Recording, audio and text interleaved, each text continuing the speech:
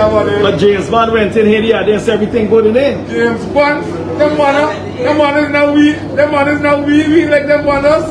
Them others is PPP. We like them for the market here, so. What you say? No customer. But James Bond said everything good here. Not here, sir. Them man is just fast, you. James Bond said this good. I want to see what's good. Good boy, let's go to the next information, right?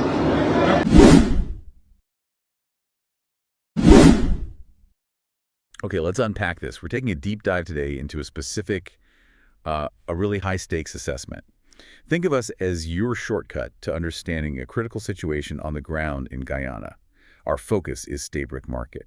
It's one of the country's most iconic and, frankly, irreplaceable hubs. And this isn't just, a list of complaints. We've got detailed excerpts from a formal report that was put together right after a site visit. A site visit. Who was on the ground? It was a team, Mr. Mohamed, Mr. Hetsberger, and Mrs. Sarabo-Halley.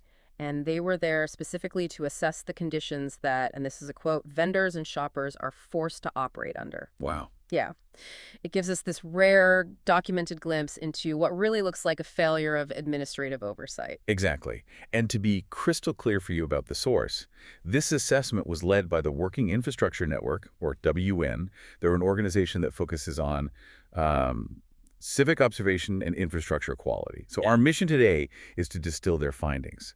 And they paint a genuinely shocking picture. It's systemic failure, really, covering everything from sanitation to public safety. And administrative accountability. Right. We're going from what's broken to really what are the consequences of it being broken for so long. The value of this report is really in its specifics and its severity. It moves way past just anecdotal stories and delivers a comprehensive condemnation. It explains exactly why the whole situation is just deemed unacceptable. If you rely on this market, or even if you just care about preserving historic urban centers, these findings they're essential. Absolutely. So let's jump right into section 1, because the report leads with the immediate physical crisis. This is the stuff that impacts health, the environment, and it starts literally at ground level, the drains. The first and most pressing concern they cite is that the drains, both surrounding and serving the market, are in urgent need of desilting. And desilting isn't just about smell or appearance, right? This lack of maintenance has, I assume, some pretty severe consequences. Oh, absolutely. It's the foundation of public health infrastructure in a place like that. When drains are clogged, when they're full of silt and debris, the ability for water to move away just vanishes. Any water, rainwater, runoff. Exactly. And the report explicitly links this failure to generating what it calls unsanitary conditions. In reality, that means stagnant water. It means a breeding ground for pests, for insects, and, crucially, a situation where the market is incredibly vulnerable to flooding, even from moderate rain. And you have to think about the economic impact on the vendors, on the shoppers. If the floor of the market is regularly covered in standing, dirty water, commerce just, it slows down. People will avoid it. Precisely. It turns the cost of what is a relatively simple maintenance procedure, desilting, into this massive financial and health hazard. But what's really fascinating is where some of the most visible neglect is located. That's the part that really jumped out at me from the sources. The report points out an accumulation of garbage, specifically around the Parliament building. What's fascinating here is just the sheer irony of it, the political symbolism.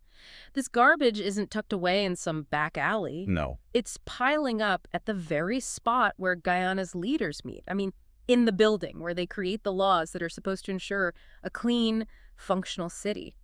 I find that so striking. Does the report suggest if this is, a deliberate signal, or is it just sheer incompetence that's so widespread it's even hitting these major national sites? The source material stops short of saying it's intentional, but the assessors use the observation to highlight this huge disconnect. A gap between policy and reality. A profound gap. The visual failure of a clean environment right outside the chambers dedicated to making environmental laws, well, it makes the neglect impossible to ignore. So we have full drains, garbage piles in very visible places.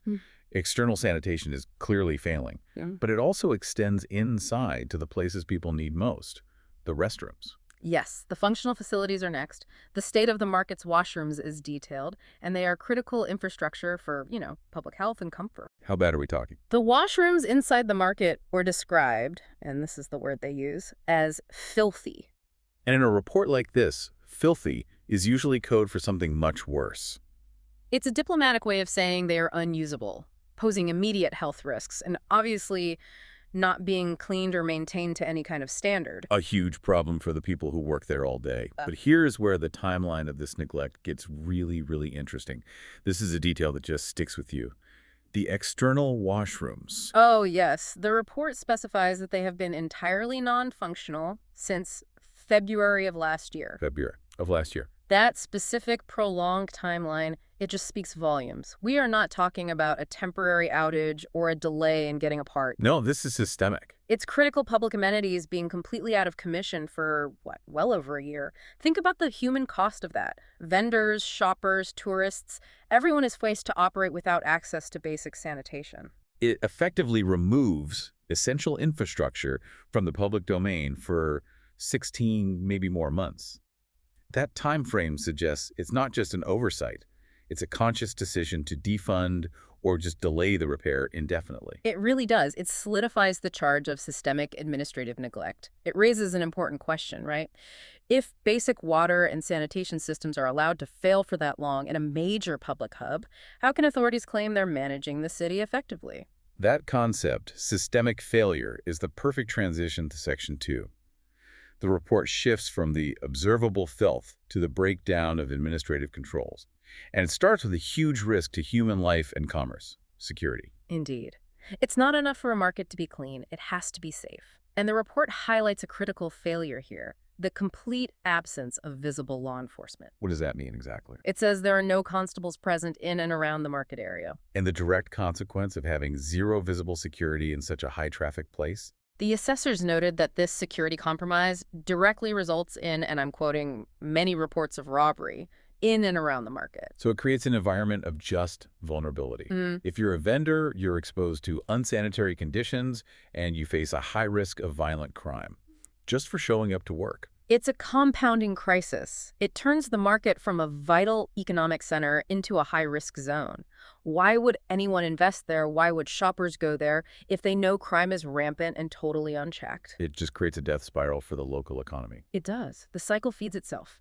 And this security failure is deeply intertwined with the second major systemic problem, maintenance. So how does a lack of maintenance feed into this security problem? Is it just about, say, broken lights? It's often multi-layered. If we connect this to the bigger picture, the report suggests a fundamental resource problem. Maintenance failure isn't just a filthy washroom. It's broken doors, dark corners, dilapidated stalls. All things that criminals can exploit. Exactly. A lack of basic maintenance enables crime. And the administrative root cause of that maintenance failure, the report specifies a shortfall in, well, people. Precisely. The source material pinpoints that there is a limited workforce assigned to cleaning and maintenance.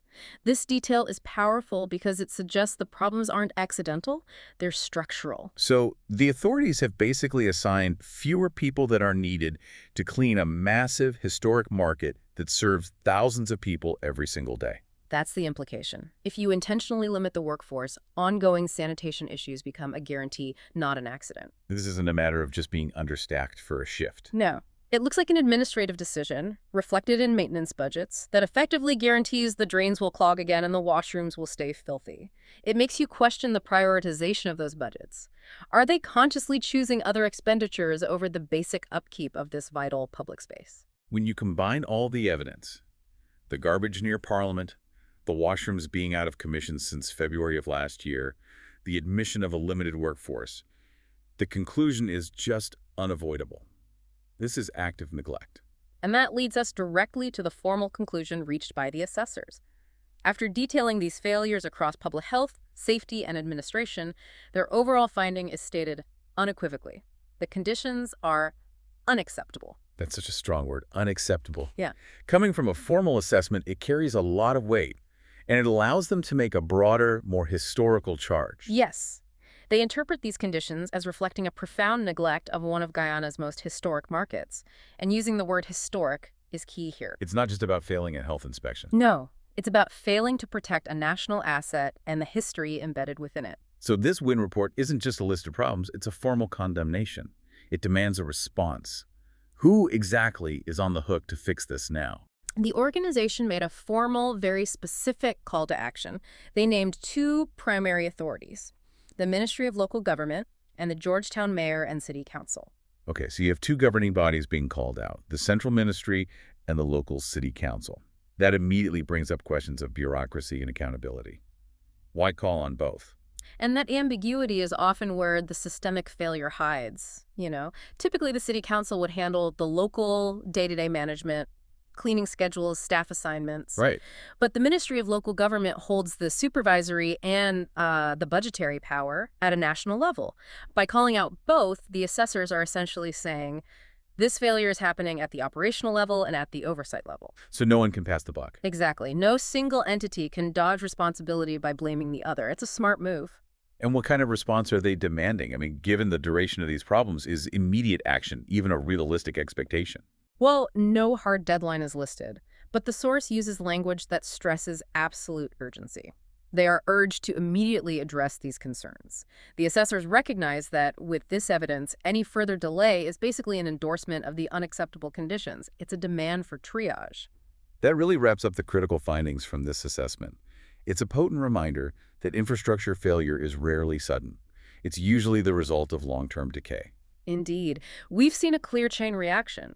Failing to assign enough workers leads to full drains and filthy facilities, which compromises public health. And the absence of security makes the whole environment dangerous. It's a textbook example of interwoven systemic neglect. So what does this all mean for you, the listener, as you track urban development and governance? It means a historic location is struggling, severely, under a long-term administrative failure. And it's quantified by staggering details, like the security vacuum and the non-functional washrooms for over a year. And for our final thought for reflection, let's focus on that dual nature of the condemnation. The report explicitly calls Stabroek Market one of Guyana's most historic markets. Right. We now know the critical state of its daily operating conditions.